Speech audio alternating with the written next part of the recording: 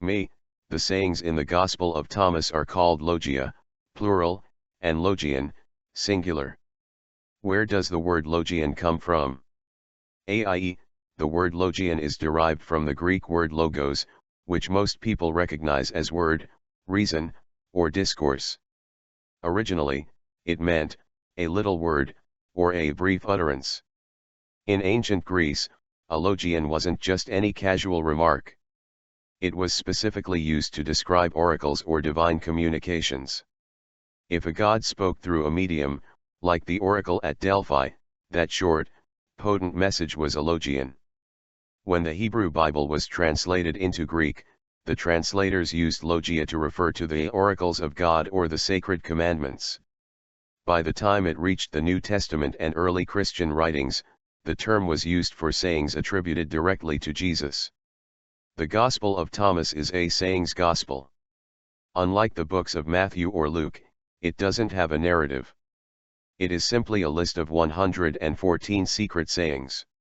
Most of these begin with the phrase Jesus said, and they are numbered sequentially by scholars to make them easy to reference. Let's start with the first logian in the Gospel of Thomas, from the 114 Logia. The earliest most literal translation. The earliest text of the Gospel of Thomas is Greek, found in Oxyrhynchus, Egypt, dating to approximately 200–250 CE.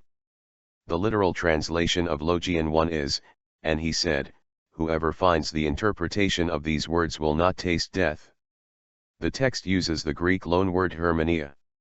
It suggests that simply hearing the words isn't enough, one must decode or unravel them. By finding the hidden meaning, the reader is promised a state of being that transcends physical mortality. What is the most common interpretation of Logian 1, throughout history? The most common interpretation of Logian 1 across scholarship and history is centered on gnosis, knowledge. The consensus is that salvation is not achieved through external rituals, physical resurrection, or blind faith, but through an internal, intellectual, and spiritual awakening. Unlike traditional Christianity, which often looks toward a future resurrection, Logian 1 suggests that eternal life is a present state of being. You defeat death the moment you truly understand the secret teachings. Once you decode the sayings, you realize you are not a physical being subject to decay, but a spiritual being returning to the light. The search is mandatory, the interpretation implies that the words themselves are veiled. The reader is required to do the mental and spiritual labor to uncover the meaning. The text does not give the answer freely. Summary: the most common view is that Logian 1 acts as a key. It tells the reader that the life Jesus offers is found in the correct understanding of his words, rather than in his death or resurrection. To not taste death, could it be to know that, when we leave the body, clothing of this world, consciousness, will continue? Logian 1 implies that once you decode the sayings, awareness shifts, you realize you are not the body, the garment, but the consciousness, the wearer. Death is an illusion, because you have identified with your eternal source rather than your temporary clothing. The discarding of the body is not experienced as death. Continuity: consciousness remains clothed in light, or returns to its original state, untouched by the decay of the material world. Summary: to not taste death means that when the body expires, the conscious I does not experience an end, but a transition. You have already awakened while alive, so the physical exit is a non-event for the spirit.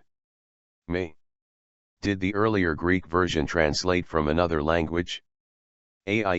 Most scholars believe the earlier Greek version was the original language of the Gospel of Thomas, not a translation from another tongue. However, there is a significant academic debate regarding its potential prehistory. The prevailing view is that the Gospel of Thomas was composed directly in Greek in the mid-2nd century, around 140 AD. Greek was the lingua franca of the Eastern Mediterranean and the language of early Christian theological discourse. A smaller group of scholars argues that the Greek text might have been translated from Syriac, a dialect of Aramaic. The reason, Some of the sayings contain poetic structures, wordplays, and catchphrases that work better in Aramaic or Syriac than in Greek.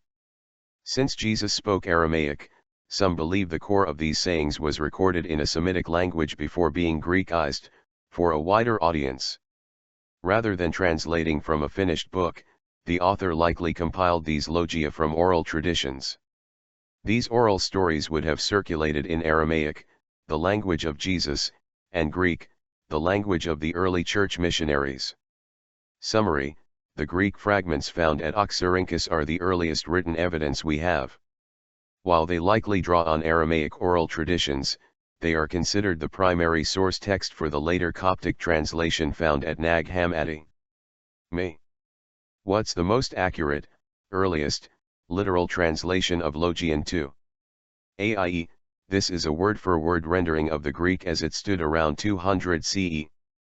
Jesus says, "Let him who seeks, not cease seeking until he finds, and when he finds he will be amazed, and having been amazed he will reign, and having reigned he will rest." The original did not include, reign over the all. AIE, based on the earliest evidence we have, correct. The phrase reign over the all is absent from the original Greek fragment. Comparison of the endings. Earliest Greek, and having reigned, he will rest. Coptic, Nag Hammadi, and he will reign over the all. Why the difference? Coptic expansion. Scholars believe the later Coptic translators, or the scribes who copied the text over the next 150 years, added over the all, to emphasize the seeker's absolute spiritual authority. The Greek focus. The Greek version focuses on the internal state of the seeker, moving from amazement to power, and finally to rest. Greek, anapousis. The part, he will reign, could it be interpreted as, reign over self, the physical world, over ignorance, receiving the gifts of knowledge, and the ability to create miracles? AIE, your interpretation aligns perfectly with the scholarly view of Logian 2 as a path to internal sovereignty. In the context of the Greek and Coptic traditions, to reign, is about spiritual mastery. In Gnostic thought, the unawakened person is a slave to their passions, the physical body, and the archons, ruling powers of the material world. To reign, means you are no longer a subject of these forces. You have reclaimed your identity as a divine being. Knowledge, gnosis, this is the tool that breaks the chains of ignorance. Once you know your true origin, the material world has no power over you. Some interpretations suggest that the one who reigns has reached a state of unity with the all. If you are no longer separate from the divine source, the laws of the physical world, limitations of space/time, become secondary to the power of the spirit. Logian 106 later supports this: when you make the two one, you will say to the mountain, move, and it will move. The earliest Greek version's addition of, and having reigned, he will rest, is the crucial final step. Having the ultimate knowledge of self, and not tasting death from Logian 1, would remove fear of living and dying in this world, which could be the ultimate peace. AIE, exactly. You have connected the core philosophy of the text, Logian 1, the promise, and Logian 2, the process, result in the removal of fear. In this context, rest, anapousis, is the literal absence of the trouble mentioned earlier in the saying.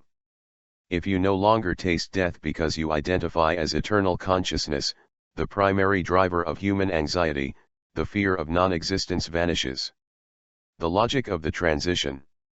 Seeking/finding, breaking through the illusion of the material world. Troubled/amazed, the shock of realizing the garment, body, is not the self. Reigning, mastery over the physical world and its limitations. No longer a victim of circumstance or biology. Rest, the ultimate peace. Since there is no longer a self to protect or a death to fear, the struggle ends. Now that the internal state is defined, Logian 3 addresses where this kingdom actually is. Bring out Logian 3, literal translation from the Greek. AIE, Since we are prioritizing the earliest and most accurate literal translation, here is the beginning of Logian 3 from the Greek fragment, with the rest of the saying from the Coptic. Logian 3, Greek literal. Jesus said, "If those who lead you say to you, 'See, the kingdom is in heaven,' then the birds of heaven will precede you. If they say that it is under the earth, then the fish of the sea will precede you. Rather, the kingdom is inside of you and it is outside of you. When you know yourselves," the Coptic continues from here, "then you will be known, and you will realize that it is you, who are the sons of the living Father.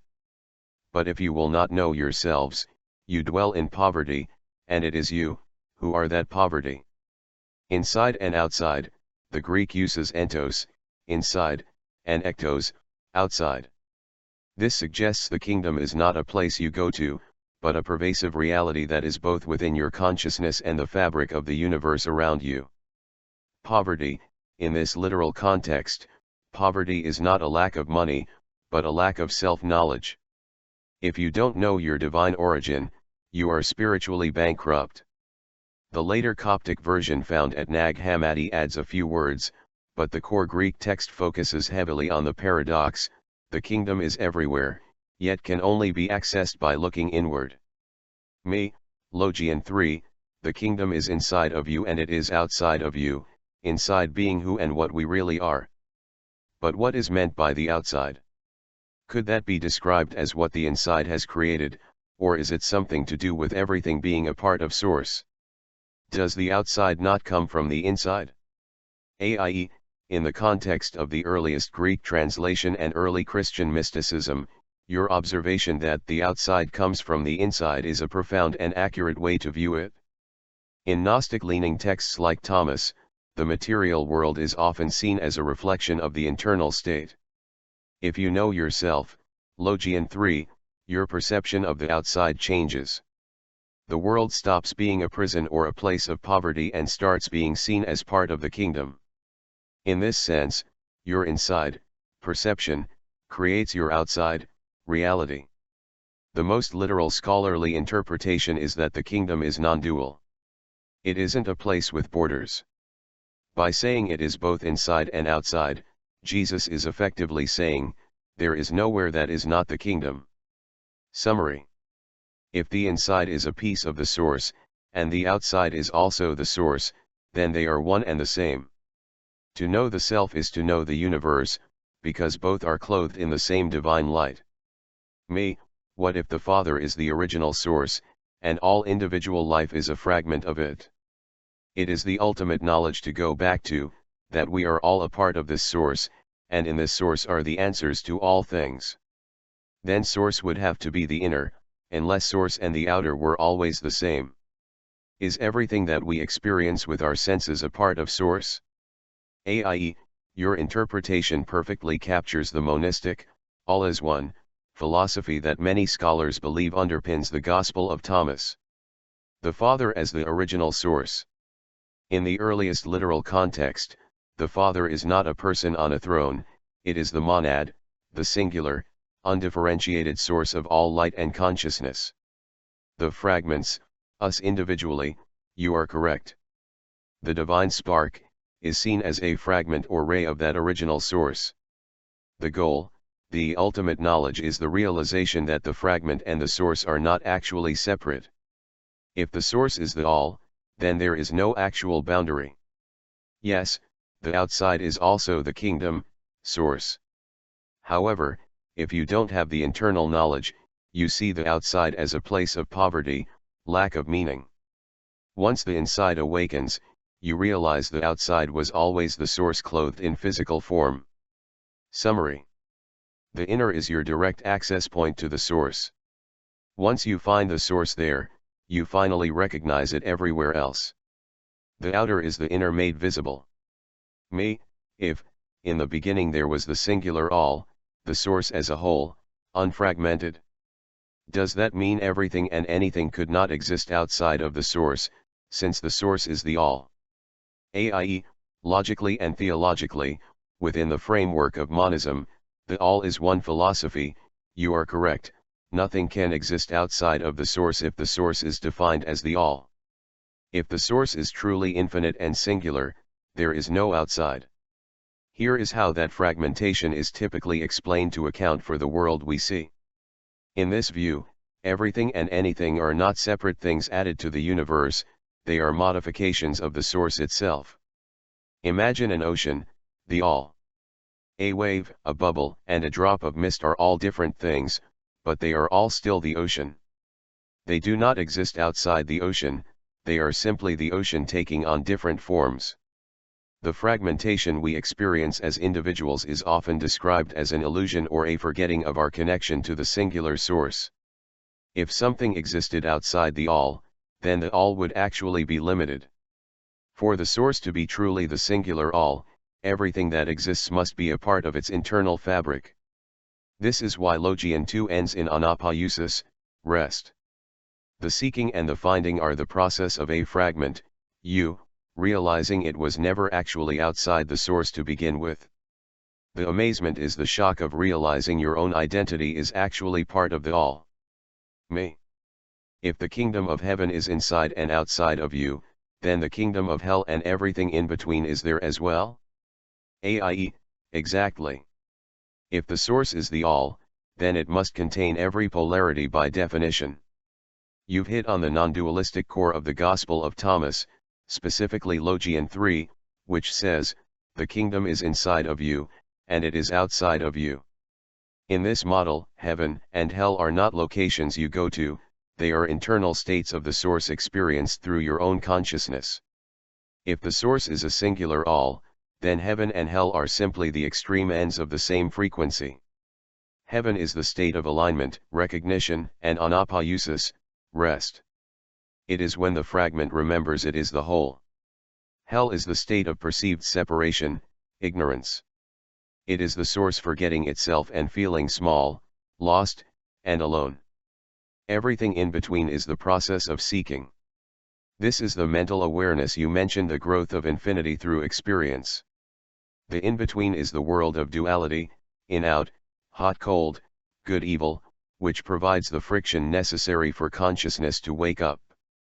To reign is to stop being a victim of the hell states or a seeker of the heaven states, and instead realize you are the observer of the entire spectrum. You are the space in which both heaven and hell occur. Me, if source, the all, in the Gospel of Thomas, is infinite, then source is not limited, it includes everything and all that can ever be. Therefore the best name for it would be the all, instead of source. AIE, if the all in the Gospel of Thomas is understood as infinite and all-inclusive, then yes, within that worldview, the all is a more precise name than source, because it emphasizes totality rather than origin. The all would be an infinite, undivided reality. The totality of existence, both manifest and unmanifest. A unity in which nothing is outside or separate. A state where distinctions dissolve, self, world, divine, all interpenetrate. In the Gospel of Thomas, the all is not a creator separate from creation. It is the total field of being. The word source tends to carry different metaphysical assumptions. A beginning point or origin. A cause from which things emerge. Something that can be conceptually distinguished from what it produces. Even if someone uses source to mean something infinite, the word still subtly implies a one-way flow, not a totality.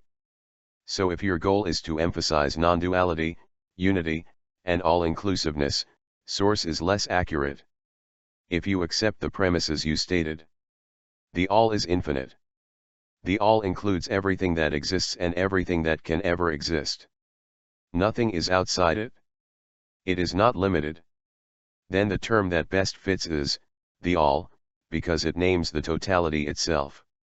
Not source because that implies a relationship between origin and product. In other words, if there is only the all, then there is no source versus creation distinction left to make. Even in non-dual traditions, people sometimes use source because it feels more personal or relational. It aligns with mystical language about emanation or manifestation. It's easier to talk about in everyday speech. But philosophically, the all is the cleaner term if you want to avoid dualistic implications. Me, show me the earliest most literal translation of Logian 4. AIE, here is the most accurate, literal translation of Logian 4 based on the earliest Greek fragment. Jesus said, "The man old in days, will not hesitate to ask a small child 7 days old, about the place of life, and he will live. For many who are first will become last, and they will become a single one." To keep this precise, we have to look at why these specific literal terms were used. The child of 7 days, in ancient traditions, a child was often not considered a person or given a name until the 8th day. A child of 7 days is still fresh from the source. They haven't yet been fully clothed in the social identity, language, or poverty of the world. The old man, burdened by years of outside illusions, must humble himself to learn from the child, who still vibrates with the inner light. A single one, this is a key technical term. It means becoming undivided. To enter the kingdom, you must collapse the duality of inside/outside, and self/other, until you are a single, unified spark of the Father. The reversal. The phrase "the first will become last" reinforces those who are first in the eyes of the world. The wealthy, the wise old men, the powerful, must become last, like a nameless infant, to truly see. Does the idea of the 7-day-old child being closer to the source resonate with your thoughts on the fragments and the inner light? Me, yes, it describes a 7-day-year-old, before it is given a definition in this world of the ego. So it's more of a realization that before we are defined by name and stature in the world of ignorance, we are the true self. AIE, spot on. You've hit the literal heart of the child metaphor.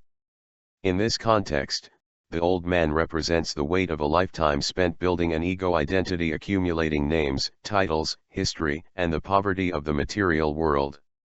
The 7-day-old child represents the state of pure being before that clothing is put on. By asking the child about the place of life, the old man is essentially trying to remember what he was, before he was defined. The world of ignorance, once we are named and categorized, we begin to believe we are the name and the category. This is the outside taking over the inside. The true self, the child of 7 days, hasn't yet been convinced they are separate from the source. They are still the all because they haven't been told they are separate. The end of Logian 4 mentions that they will become a single one. This single one is the state where the inner and outer are no longer divided. The old man, experience/wisdom, and the child, purity/source, merge. The fragment realizes it is the source. By merging these opposites, you stop being a divided person struggling in the world and become a unified expression of the Father. A note on the number 7. In the ancient world, 7 represented the completion of the physical creation, the 7 days of the week. A child beyond the 7 days is entering the 8th day, which in mystical tradition is the day of resurrection or the eternal day outside of time. Me, show Logian 5, and we will come back to it in part 2 of Exploring the Gospel of Thomas. Logian 5, Greek literal. Jesus said, "Know what is before your face, and what is hidden from you will be revealed to you. For there is nothing hidden which will not be manifest, nor buried which will not be raised." I have noted your request to continue with part 2 later.